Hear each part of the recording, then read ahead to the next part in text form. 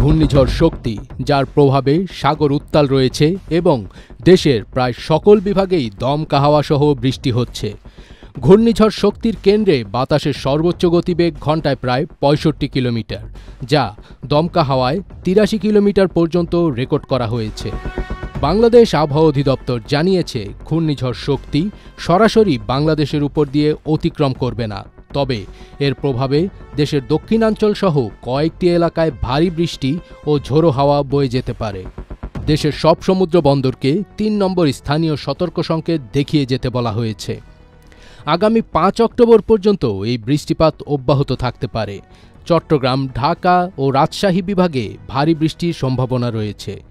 বন্যা পূর্বাভাস ও সতর্কীকরণ কেন্দ্র জানিয়েছে, এতে নদ নদীর পানি দ্রুত বৃদ্ধি পেতে পারে। বিশেষ করে চট্টগ্রাম, ফেনী, লালমনিরহাট, নীলফামারী, শেরপুর, ময়মনসিংহ ও নেত্রকোনা নিম্নাঞ্চলে বন্যার ঝুঁকি রয়েছে। আজকের জন্য দেওয়া আবহাওয়ার পূর্বাভাসে বলা হয়েছে, রংপুর বিভাগের অধিকাংশ জায়গায় এবং রাজশাহী, ময়মনসিংহ, ঢাকা, খুলনা, বরিশাল, চট্টগ্রাম ও সিলেট বিভাগের অনেক জায়গায় অস্থায়ীভাবে দমকা হাওয়া সহ হালকা থেকে মাঝারি ধরনের বৃষ্টি অথবা বজ্রসহ বৃষ্টি হতে পারে। সেই সাথে সারা দেশের কোথাও কোথাও মাঝারি ধরনের ভারী থেকে অতি ভারী বর্ষণও হতে পারে। এছাড়া আগামী ৭২ ঘণ্টায় দেশের ৮টি বিভাগে কোথাও কোথাও অতি ভারী বর্ষণ হতে পারে বলে জানিয়েছে আবহাওয়া অধিদপ্তর। চট্টগ্রামের পাহাড়ি এলাকায় ভূমিধসের সম্ভাবনার কথাও জানিয়েছে আবহাওয়া অফিস।